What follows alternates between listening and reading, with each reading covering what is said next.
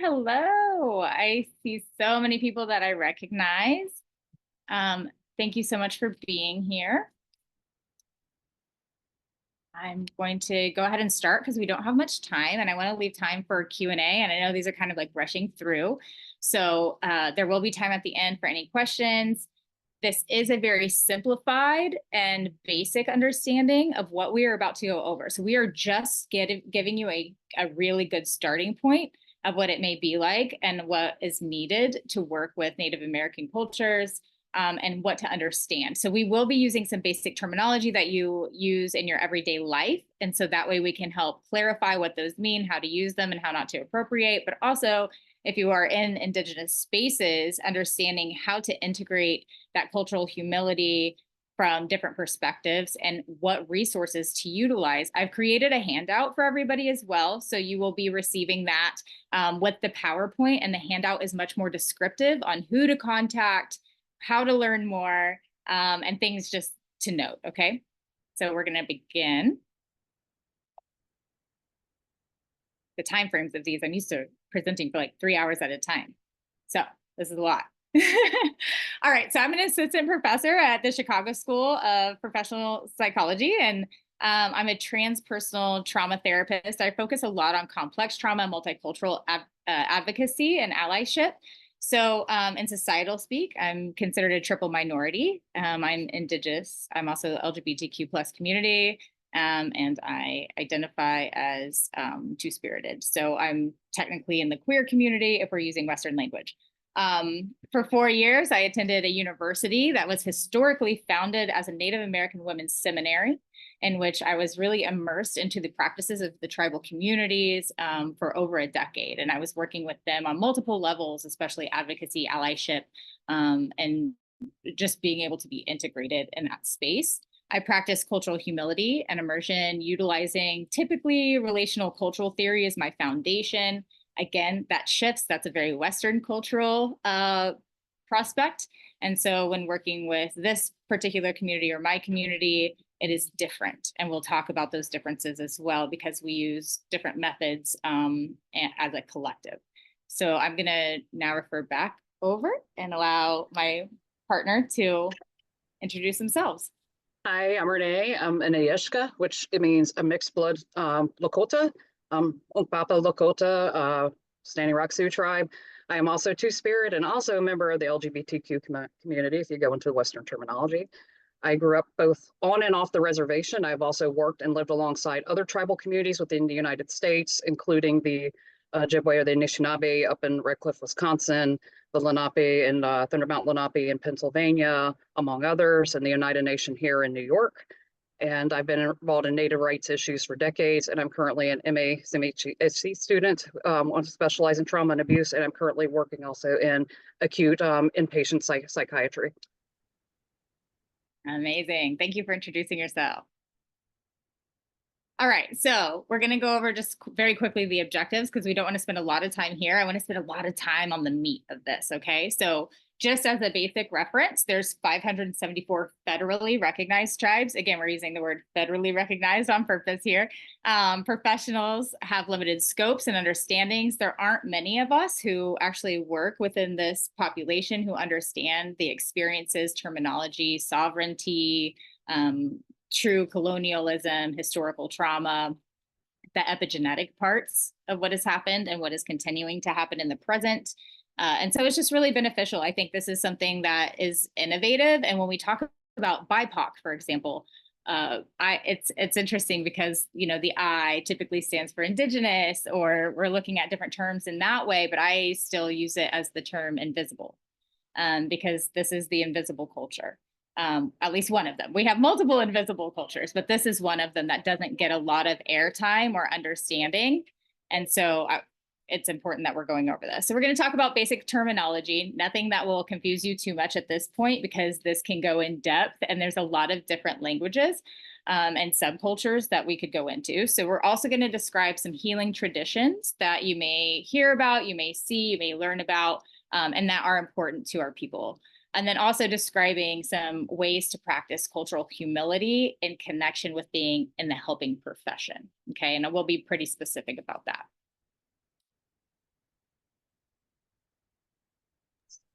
This quote is interesting that therapy focuses on cognition when the root of the word psychology is soul.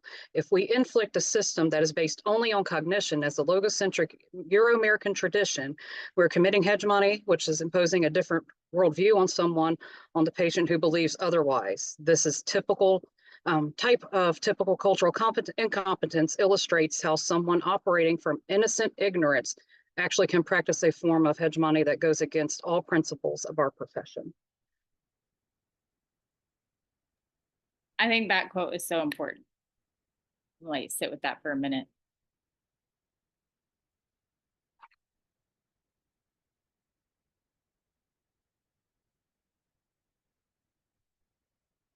And it's important to think about your own cultures. How is this true for you as well?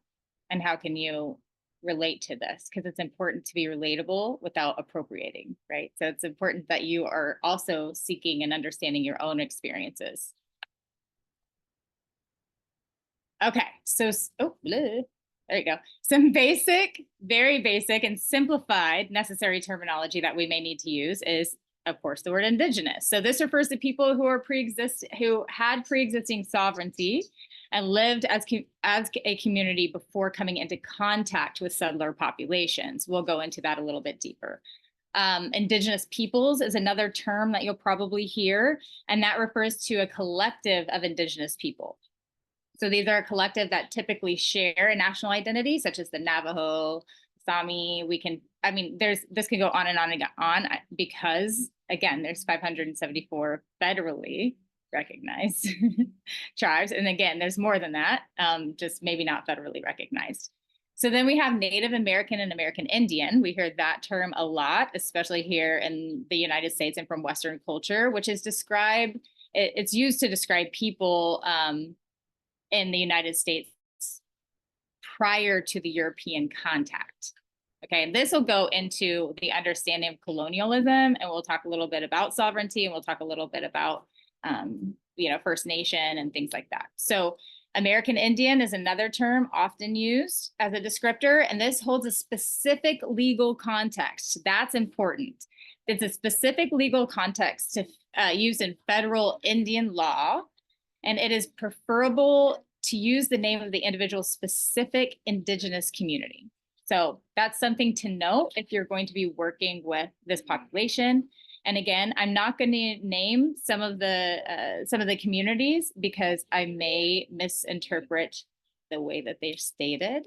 And that is, again, a problem. And so instead of creating more problematic behavior, I'm going to say, I can say these words to the best of my ability, but it is not accurate. And so therefore, I'm just going to leave it at that because it's not part of my tribal community. So these are some of the basic and simplified words that you'll use. And if a client, for example, or someone that I'm helping utilizes a term with me, that is when I use that term in reference to them.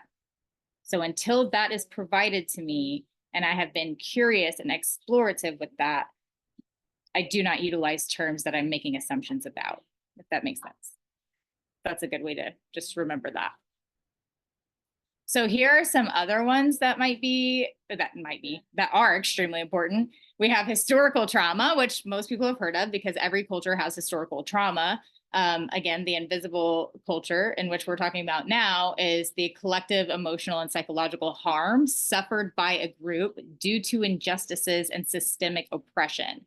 And that's something that we need to keep in mind is this historical trauma is based on what has happened or what has not happened for the people. So this especially is pertinent when engaging with people as ourselves. Decolonization is the act of challenging and dismantling colonial structures, beliefs, practices that continue in the present day to impact us. And this is really important because I think when we think of decolonization and when we think of historical trauma, we think of genocide, we think of past. We think that this is happening years ago, decades ago. It is happening today. You see this, there's missing people constantly from our tribes, from our native and indigenous communities. And there's a lack of really interest from the Western culture in those spaces. So it's really important that we're looking at genocide. We're still looking at decolonization as a present moment and not a past moment. Okay, so genocide, of course, is the massacres, forced relocations. This could be, into the boarding schools. There's a lot of history there that is also on the handout that I created so that you can kind of have a backstory of the historical genocide and decolonization process. So that is very briefly and simplified handed to you, but I wanted to go over the terms that you probably hear the most. And sometimes when we hear those terms, we don't actually understand what's being said. And so now you can have a better picture of what's being said. Okay, I'll try to be brief as I can about these, and you're more than welcome to ask questions in the Q&A. So it's very important that people realize that reservations do not glorify our way of life. They have been seen historically as prisoner of war camps. And if you ask my friend Candy Briggs-Plenty, who's from Pine Ridge, she will tell you, I'm not from Pine Ridge Reservation. I am from Prisoner of War Camp 344. And there are some resources about that into our notes that you can take a look into.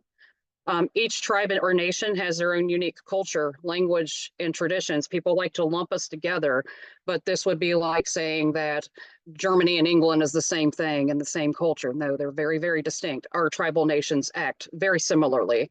We may have some things that unify us or kind of similarities, but we're all distinct cultures, languages, traditions. So it's very important when you're working with the tribal community that you work with them on that level and get to know them on that level, because you cannot generalize an entire Native American population. Another thing is we think circularly. Typically, most of your tribes do. We have a more circularly way of thinking, which we see time as spatial and nonlinear, which is adverse to the Western perspective. This is more in tune with more like a lot of the Eastern traditions tend to be the same way. Western thought is colonizer thought. So, and though it's horrible to think that, but counseling and psychology methods are seen as from the oppressor, because everything that is coming and presented to us is almost feels like an attack. And that's the way a lot of especially traditional Native Americans are going to see that. Because even, again, time. So when you're saying, oh, well, this just happened yesterday, or you didn't know this person this long, that may be offensive to them. So you have to really just be mindful of your terminology and how you're presenting things from that Western lens. Another thing very important to realize is if you know a Native American, you know a first, second, third, or fourth generation boarding school survivor. And that's actually, you can hear from my Southern accent. It's like, wait a minute, I thought she was Lakota. I am, but my grandparents actually left the reservation after my oldest great uncle was taken by the boarding schools to keep their children together. My grandfather was served in the Army during World War II. He had a friend out in Virginia who invited them to come live out there to keep their family together. And a lot of people did not, but they did. We went back to the reservation for holidays, summers, things of that nature. So that's something to really be mindful of. And there is a lot of historical and generational trauma there. And this is still ongoing. If you've been able to follow any of the news, they're still finding graves of children at these historic boarding schools. And the last boarding school did not close up until the 1990s. So this is very recent history. A lot of people think, oh, that's in the past. Well, not really. The costume, fashion statement, or mascot, this is something I want to drive clear because everybody thinks, oh, it's not a big deal. Well, that headdress, if you're wearing a headdress that was not earned, that is the same as if you were wearing stolen valor from the military service. That's a way that possibly, from a Western perspective, you can kind of equate that. So it's very important that we're not doing that. And also, generally speaking, the only tribe that has given permission is the Florida State Seminoles. They have the tribal permission to use their tribe, but there's also this acknowledgement of they have something in place with Florida State on what's acceptable and what's not acceptable. And sometimes it's not the imagery itself, but the acts that they allow people to do, such as the tomahawk chop. It's just very disrespectful. And again, we can get into that later. Identity and tribal affiliation, this is something very important. Rely on relational ties to the community. This is more so than blood quantum, which again is more of a colonizer concept. And we're the only racial group that has to prove, our Indianness through basically pedigrees like a dog. So I not only have my tribal ID card, I have a certified degree Indian blood card, which tells you how much of my blood is Native American blood. And that is what tells the government, that's what the government says, okay, she has enough Indian blood, plus her family's on the rolls to say, yes, she can be enrolled on this tribe. But a tribe's not going to just recognize that. That's great that you have that, or that you did some family genealogy and found out that you have some Native American ancestor. That's wonderful, but that does not make you Native American. Who are you related to? What are your ties to the community? Have you done anything for your community? So that absolutely, so blood quantum is such a very small piece. For most people, they're going to want to know who you're related to, what have you done for the community, what are your cultural ties, and that's more important. Something, especially since we have so much trauma and generational trauma in this community, is humor is often used as a coping mechanism for a lot of us. It's very common to see natives use humor a lot. I actually, if you want a good example of that, if you want to see the movie Smoke Signals or Skins, there are two very good indigenous films. There's also a newer one called Fry Bread Face and Me. You'll see some of that portrayed out. I highly recommend those movies. Actually, Smoke Signals has been my favorite movie since it was released in '98. Highly recommend that to really gain more of the indigenous perspective. It was the first film that was totally done from the indigenous lens. And not to segue too much, I would say aside from those, the more from a Western perspective, the only thing that's come close to showing modern Native Americans and not showing us just in a historical context, even though its mythology has been the Marvel TV series Echo, does a wonderful job at showing modern Native Americans and how things are today, as opposed to, oh, here's yet another historical person, or here's another Native American character pandering to the stereotypes that we need to be mindful of. Religious and cultural practices of ours were illegal until 1976. That means we could not have powwows, we could not do our ceremonies.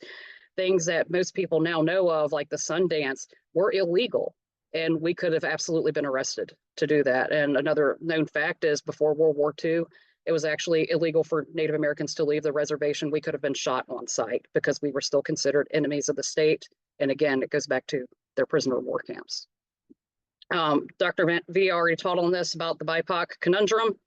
Yeah, that dies great. Thank you for finally recognizing that we exist, but it then dies there. It's like, okay, so all right, you serve BIPOC people. Well, what are you doing for the indigenous part? And usually we get crickets. So that's something, it's like, I'm glad that you're acknowledging us, but we need to be included too, and not just die at acknowledgement. One thing you guys can do that's not controversial is absolutely attend powwows and cultural events. They're basically like big festivals now. Everybody is encouraged. The public is always encouraged to come. You know, it is like a big carnival, so to speak, but you do get to try, you know, Pan-American, Native American food.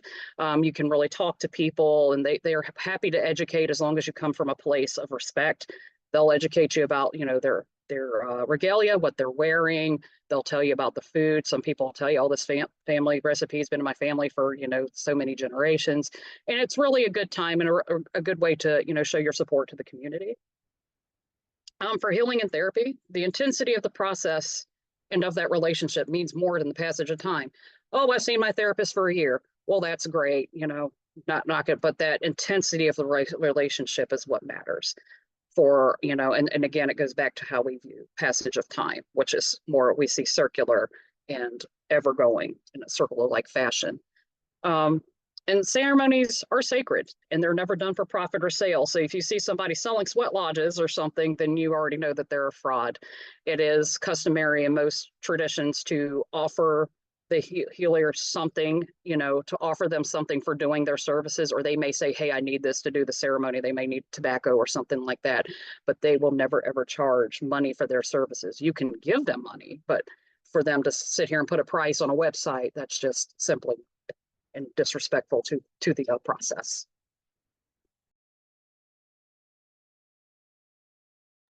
Okay, here's some healing traditions. I wanted to start with somatic archaeology because it's a fairly new practice. It was developed in '95 by Dr. Ruby Gibson. She's an indigenous practitioner of Ojibwe, Lakota, as well as Mediterranean background. Foundational knowledge of this was done with traditional Native healing models with more modern stress relief techniques to uncover suppressed memories, particularly with trauma, and move forward towards a holistic healing.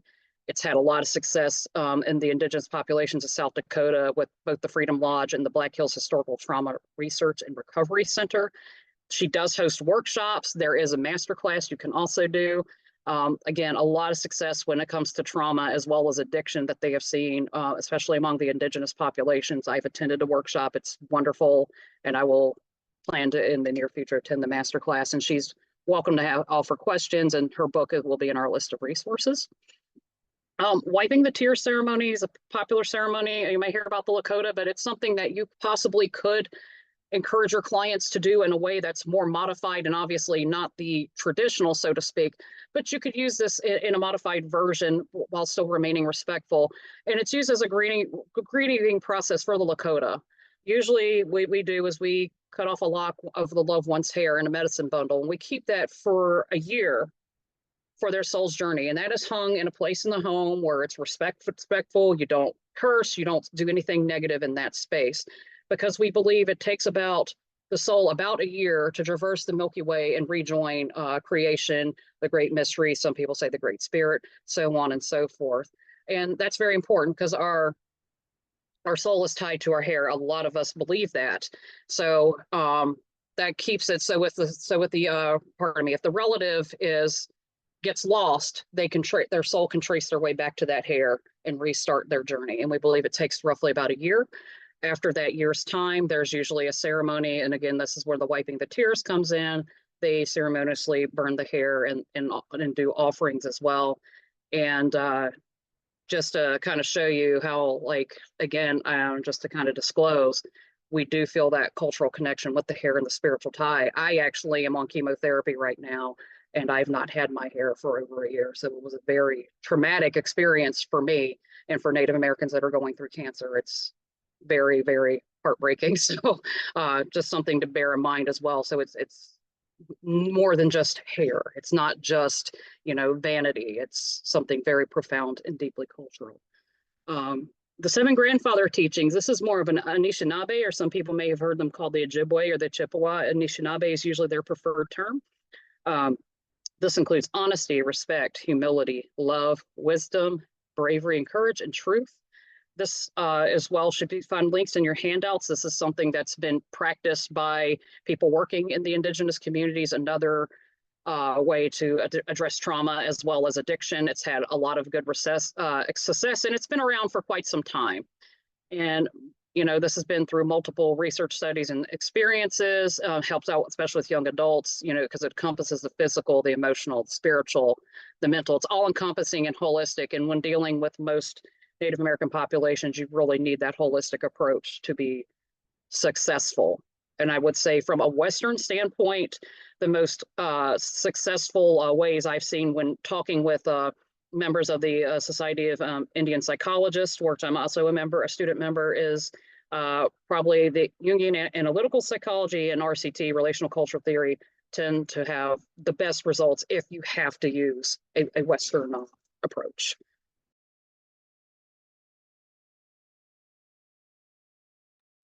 Beautiful. Thank you for that.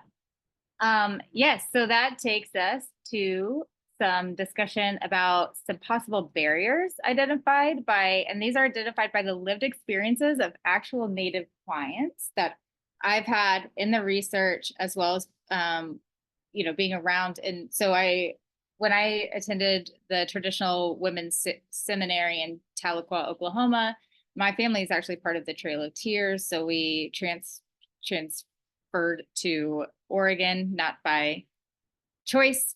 However, it's beautiful and wonderful there, but there are certain barriers that still exist. And this is a very, very, very short compiled component, just so you can get a view of what the barriers may be as you're entering the space.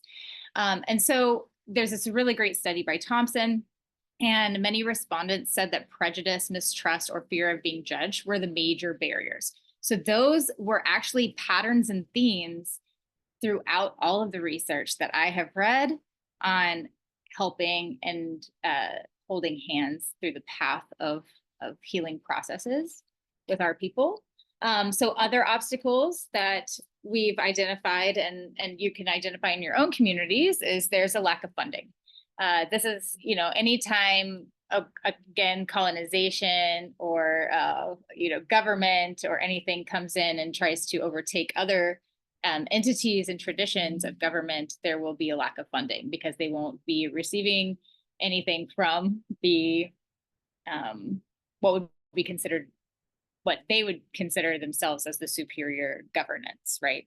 So then there's a lack of providers.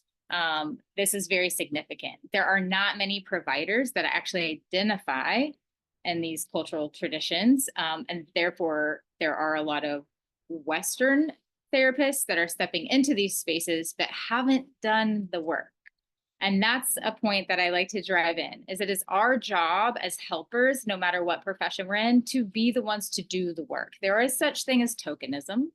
I know whenever I'm in a room, because I present as very Caucasian and I present very cisgender and very female, which I am not any of those things, I am often looked at for the lived experience of an LGBTQ plus cisgender female. But it's very rare that someone actually asks about my own identity and how I identify. And so that's really important, that when we're working in the helping professions, that again, we're allowing people to use the terms in which they prefer. And then we're seeking understanding and curiosity and exploring that with those people or persons or collective group. And then also there's a long waiting list because again, there's a lack of resources. There's a lack of people willing to do this work and willing to learn and willing to do what it takes to work with our people. There's a dysfunctional care system. Again, Western psychology, meaning soul, is very much based on pathology, and that is not the lens in which Native people work from. So understanding that historical context in things like colonization, invasion and war periods, forced boarding schools, relocation, and forced promises that never happen. These are all things that can create this dysfunctional care system, as well as the lack of understanding of knowledge. And then also, like, there is a knowledge base that needs to be known about the indigenous governance and authority structures. So this could be the elected governance, this could be band councils, heredity, oh my gosh, I cannot speak right now. Hereditary chiefs, we have elders, knowledge keepers. There's so much that goes into this, and you can seek information and collaborate in those spaces. And those are the people that you would want to seek out to find the structures and traditions of the governance that would help guide you into working with the Native people. And then again, another one is racism, which plays a role in a lot of what I considered minoritized cultures. And so I use the word minoritized instead of minority, because minority sounds like the number of people, and minoritized is actually a forced systemic process. So that's why you'll hear that terminology from me. Okay, so practicing cultural humility, again, in the helping profession, we're really looking at the difference between cultural competence and cultural humility. So the way I look at cultural competence, it's great, absolutely have cultural competence, and that is in a lot of our ethical codes. But cultural competence for me is the tolerance versus the acceptance. Okay. And that's how I like to view it. So you can know something about a culture, you can integrate your knowledge about a culture, which is a great first step. But cultural humility is immersement in that culture, earning the respect of the people, learning, doing the work. I always call it doing the work, right? Being invited into spaces and taking those opportunities, doing allyship and advocacy work in your communities for the people, right? So that's very different than being competent about something. Another one is learning how to broach culture in the helping profession. So how do you even bring this up? This is where fear sets in. There is a fear of appropriation, rightfully so, because we've been appropriating for generations, right? There's a fear of creating a rupture in a relationship. And that's something that's really important to understand, that ruptures are going to occur. And often if there's a rupture, if we can help repair that rupture, that's usually not what we have experienced. We experience a rupture without repair. And so as a helping professional, if you can experience that rupture with that person or that collective group, and then help create this repair, this reparative outcome, that will make all of the difference in the therapeutic space, especially. And again, this is speaking a different language. This is being able to meet your clients. It's, if you don't see the rupture, doesn't mean it's not there, because it's been there for generations, right? And so that's really important. And this is how we broach that culture. So then ask the person or group which terms they prefer. We've kind of gone over that quite a few times. Building the relationship with the Native communities, asking them what they need. How can you help? Guess what? We'll tell you. Nobody asks. It's very rare that someone comes into these governance and leadership spaces and says, how can I do better? I don't know anything. Again, it's that humility. This is where humility and culture can go really, really well and hand in hand. And this is why I utilize the Western foundation of relational cultural theory, because it speaks to a lot of different cultures. And then make the counseling center environment welcoming. For example, having Native art on the walls. You can choose different pieces of art that won't stigmatize. So be careful about and understand and know what is the stigmatization, what is, I tend to choose artifacts or art that are created by the people of each culture. So whatever culture that may be, for example, if I'm displaying, if I have a safe space sticker on my door for the queer community or the LGBTQ plus community, I'm also going to have some books or piece of art by people in those communities. And that's really important. So then a majority of client participants reported incorporation of spiritual presence as essential. So an example of this is, again, a lot of people in the Western culture also use things like smudging, right? But this is the competence versus the cultural humility. Do we understand what it means, why it's happening, how it works, what it looks like for each person and collective culture? And are we using that appropriately? Okay, so I had a client who that's how they preferred to start their morning.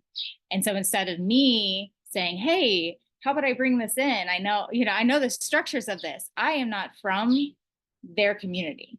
So instead I said, why don't you bring that in? And we'll do it.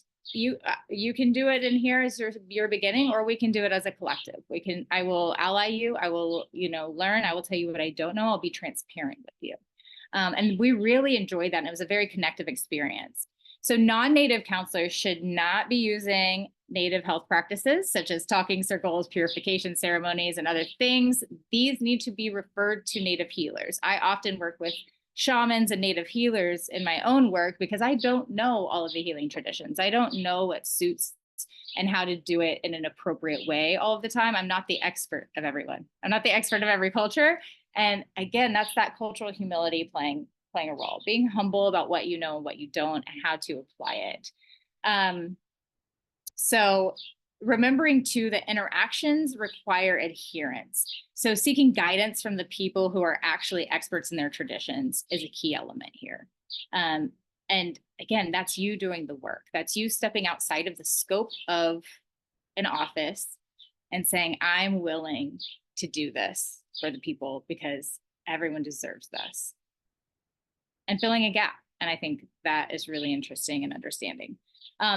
So understanding the barriers, practicing the cultural humility, and being an active participant is really important into creating a humility-based helping profession and structure, and understanding the transmission of trauma that's derived from historical and continued losses. We are still in the present. We're having these issues. Genocide is still real. So understanding the protective mechanisms too of the people is really important, and that understanding their strengths and diving deeper into the distrust of the Western systemic procedures and also the people who reside within the structures. And we are the people that reside within those structures. So it is okay that our people come in and say, what do you know? Like, it has nothing to do with you personally, except for if you're not doing the work. But what it does mean is, wow, I see that you're protecting yourself in this way. And I'm grateful for that, because you have to. And there's this honoring of that experience and this honoring of those protections that we create that have served us because they've had to, and they continue to have to be there. And so often in counseling, especially in Western culture, what we see is the stripping of these coping skills, which are not coping skills, they're protective mechanisms that have had to be here for generation upon generation upon generation. For example, I went out to eat the other day and I saw this little boy, and I've been watching this for years, actually. I'd love to do a study on this. But this was a person from a minoritized community, and it was like a steakhouse of sorts, and they had this fire going, and the fire went off. And I've only seen children, especially from the certain minoritized community, have an extreme reaction to the fire going off. And then you also see the caregivers who may or may not be from the same community and culture having that same response somatically. But then if you watch their Caucasian Western counterparts, they're like, yeah, this is so exciting, right? Because their relationship with fire epigenetically is different. So our neurology is also playing a role in this. So that's part of cultural humility too, and understanding how that works. So just be open to new opportunities. Note that the experiences of oppression, the systemic and individualized realities of the trauma are not in the past, they're in the present. There's health disparities. I won't speak for myself, but in the medical community, there's a lot missing for much in many cultures.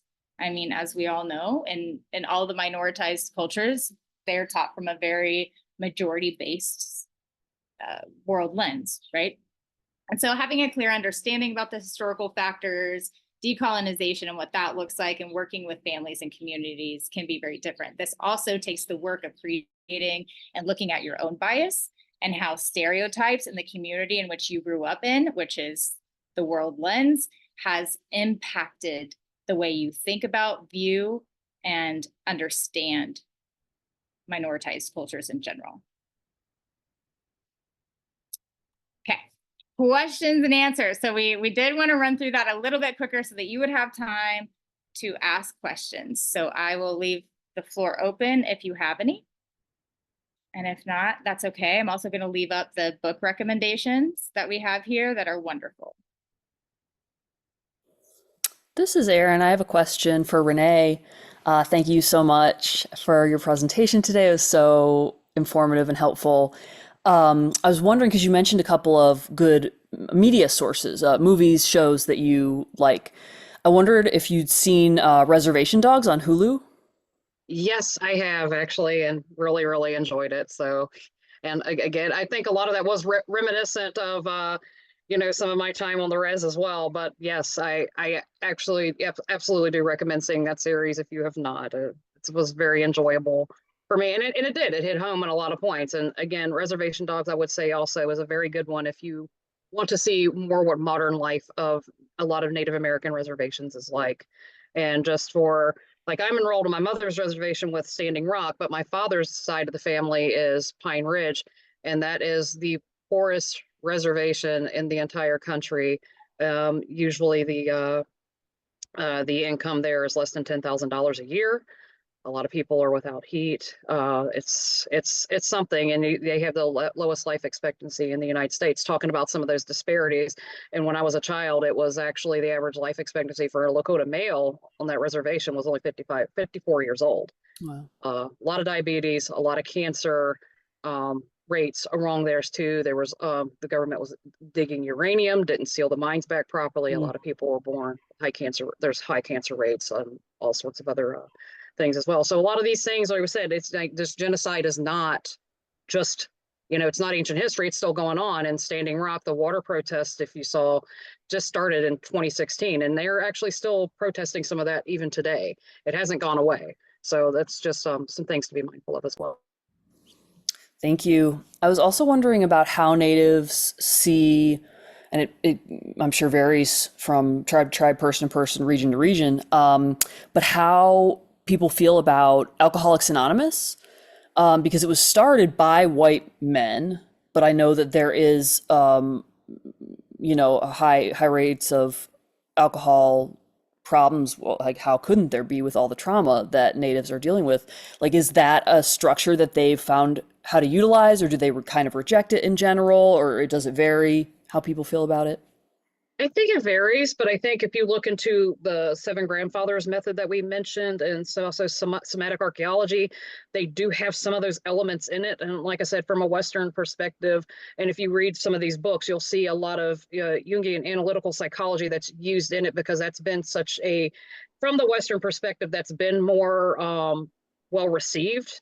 Obviously, you can't. Nothing's a one size fits all. Along with RCT, and I would say IFS as well. They some of those things do resonate, but if you take some of the stuff from Alcoholics Anonymous, but look more into the seven grandfathers method and somatic archaeology, you would see better results. But yes, a lot of trauma with a lot of alcoholism and a lot of methamphetamine addiction as well. It runs rampant, especially on our tribal communities, both on the reservation and in urban. There's actually a lot more indigenous people live in urban communities than they do on the reservation at this present time. But it is something to definitely be mindful of. And there are some reservations, because of that, are what they call quote unquote dry reservations. It's illegal to bring alcohol on some reservations. Well, and that's something too that you'll see in, like, for example, the show Reservation Dogs. It's a wonderful show. I'm from Oklahoma. I'm from that area. So it is quite accurate, but it also takes on this lens of other native creations. There was some criticism about it at first too, because it shows a lot of high criminality, kind of buying into the stereotypes in which the alcoholism and lack of treatment kind of absorbs into that. But the creators did the right thing in that, and that they really created this non-native accent with an Oklahoma feel of the Muskogee.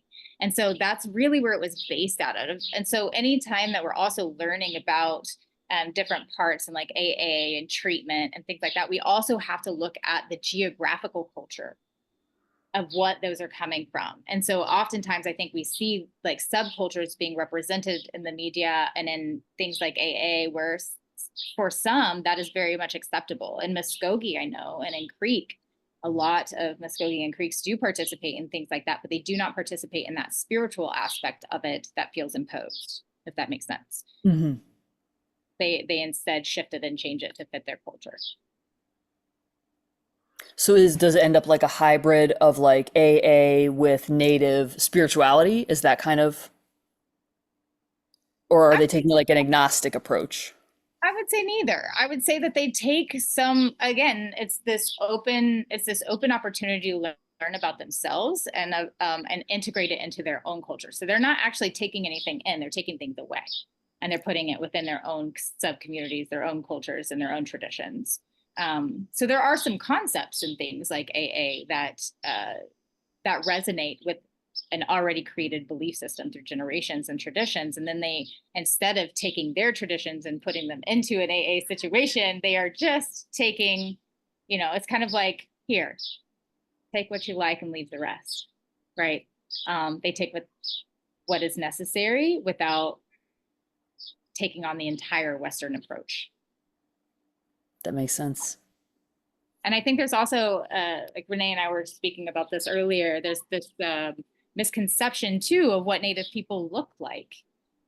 So for example, my closest family and friends are redheaded and blue-eyed and full blood Cherokee, right? So also what you see is not always a great representation in the media of what Native people from different tribes might look like, or subcultures. I have one more question if we have time. I don't know when we're I supposed to. also have a question. Yeah. Oh yeah, you go ahead. I've already asked several. We have a couple Okay. more minutes, so go ahead. Yeah. So I live outside of Chicago, and I don't know anything about, well, I know about the Native culture because I'm friends with Renee. But before Renee, I didn't know much. And so I'm wondering, if you know if there is a res in the area, and how do I advocate for the Native peoples when well, yeah, I'm gonna stop there and just say that.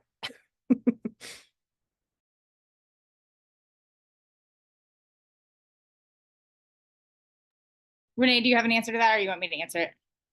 Hey, you can answer it. I will just say, almost any large city like that, there's usually some kind of urban indigenous community center that you can start with as well. And I'll let Dr. V take it from. Yeah, so one that I'm really specifically aware of is there's like an Indian Nation collaborative that's available, and they offer a lot of resources, and they have a lot of leaders in that actually are part of that community and that collaborative that will point you to more in-depth resources that may be more invisible because you earn your way there, if that makes sense. No, it totally makes sense. Renee and I've talked about this. I'm Jewish, and so I also feel very invisible, not right now. But through my learning through Renee and through this, I've also learned that there needs to be more. That's all I can say, and I understand that some people aren't gonna just let me come in and, this perceived white girl and start helping.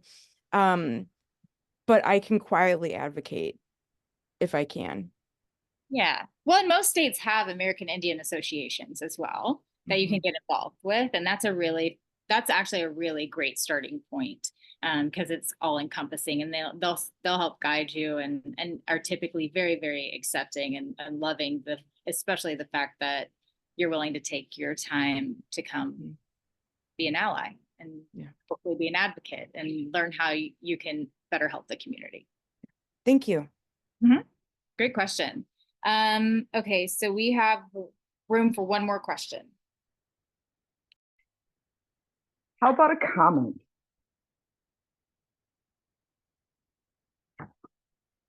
Comments are very Can much y'all accepted. hear me? Yes. All right. Hi, my name is Carolyn, Ho-Chunk Nation tribal member and an active counselor, first-year doc student. Jane, real quick, there is actually a branch office of the Ho-Chunk Nation in Chicago. I can email you the address. Thank you. AANA. There's actually the Red Road to Wellbriety, which is a mixture of spirituality for recovery-based information. If you're looking for resources along those lines. And one other area, when working with Native Americans, male or female or anything along those lines, you need to remember, which tribe, and are they a matriarch society or a patriarch?